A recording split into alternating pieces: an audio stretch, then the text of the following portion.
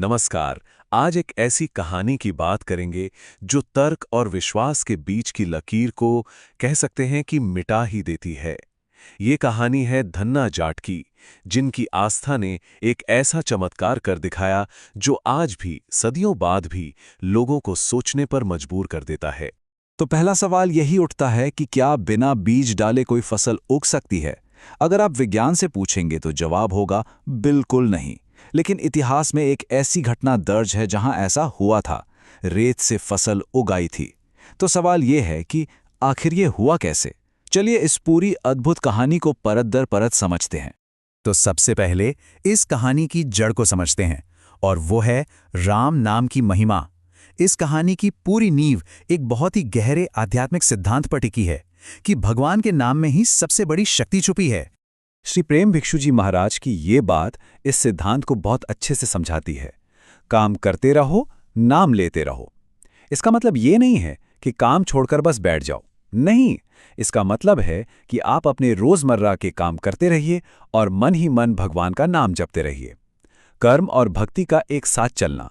जरा सोचिए, जब हाथ काम में लगे हों और जबान पर भगवान का नाम हो तो हर काम अपने आप में एक यज्ञ बन जाता है।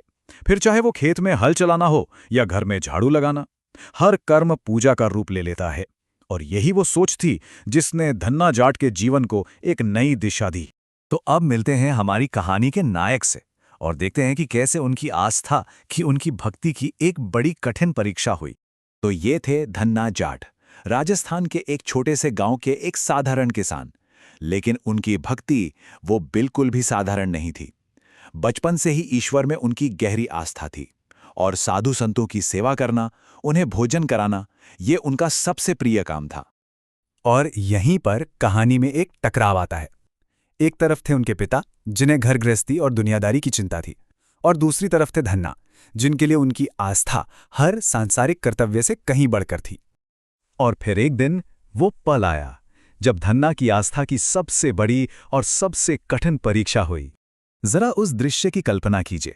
धन्ना अपनी बैलगाड़ी में गेहूं के बीज लादकर खेत की तरफ जा रहे हैं और रास्ते में उन्हें भूखे प्यासे साधुओं का एक बहुत बड़ा झुंड मिलता है। धन्ना के लिए तो मानो साक्षात भगवान ही उनके सामने आ खड़े हुए थे। लेकिन अब धन्ना एक बड़ी दुविधा में फंस गए। पिता ने तो साफ साफ मना किया था कि अब किसी साधु को घर पर नहीं बुलाना। अगर वो उन्हें घर ले जाते तो पिता उनका अपमान कर सकते थे और ये धन्ना को बिल्कुल बर्दाश्त नहीं था। तो उन्होंने एक बहुत ही साहसी और शायद किसी के लिए एक बहुत ही अजीब फैसला लिया। उन्होंने सोचा, अगर पिताजी से और बीज मांगूंगा तो घर में कलह होगी, और कलह से तो भजन करना लाख गुना बेहतर है। बस उन्होंने खेत में बोने के लिए रखे सारे बीज पास के एक बनिए को बेच दिए। और उन पैसों से उन्होंने क्या किया? उन्होंने ढेर सारा आटा, दाल, घी खरीदा और नदी किनारे ही उन सभी साधुओं के लिए एक बढ़िया भोज का इंतजाम किया। सबने पेट भर के खाया और धन्ना को ढेरों आशीर्वाद देकर अपनी राह पर आगे बढ़ गए। अब कहानी एक और भी ज्यादा दिलचस्प मोड़ लेती है। संतों को तो भोजन करा दिया, लेकिन अब पिता के गुस्से का क्या? तो उससे बचने के लिए धन्ना ने जो किया वो पूरी तरह से उनकी आस्था का ही एक रूप था। तो देखिए उन्होंने क्या किया। उन्होंने बीज की खाली बोरियों में नदी किनारे से रेत भरी, बैलगाड़ी पर लादा और खेत पहुंच गए। वहां गांव वालों के सामने उन्होंने ऐसे हल चलाया, ऐसे रेत बिखेरी जैसे वो बीज ही बो रहे हों। और ये सब करते हुए उनकी जबान पर और मन में बस एक ही नाम गूंज रहा था, सीताराम सीताराम सीताराम। तो अब कहानी पहुंचती है अपने सबसे हैरान कर देने वाले मोड़ पर। वो पल जब असंभव संभव हो गया। धन्ना के इस विश्वास का नतीजा क्या निकला? अगली सुबह जब हुई तो पूरे गांव में एक हंगामा समझ गया। हर कोई बस एक ही तरफ भागा जा रहा था। लोगों ने कुछ ऐसा देखा था जिस पर किसी को अपनी आंखों पर यकीन ही नहीं हो रहा था। धन्ना का वो खेत, जहां कल सिर्फ रेत बोई गई थी, आज घनी हरी भरी फसल से लहलहा रहा था।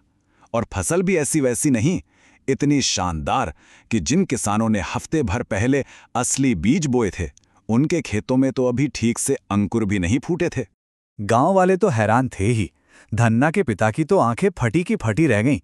उन्होंने धन्ना को पकड़ा और बोले, अरे बेटा, खेती करते करते मेरी उम्र बीत गई। ये तो हो ही नहीं सकता।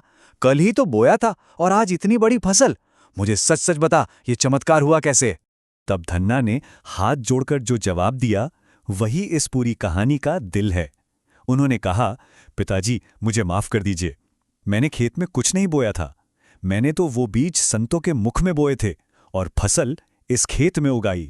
ये सुनना था कि उनके पिता की आंखों से आंसुओं की धारा बह निकली। उस एक पल में उन्हें समझ आ गया कि उनके बेटे की भक्ति में कितनी बड़ी ताकत है। उन्होंने धन्ना को गले लगाया और कहा, बेटा अब से जितने चाहें साधुओं को घर बुला और मुझ पर भी ऐसी कृपा कर कि मैं भी राम राम जप सकूं।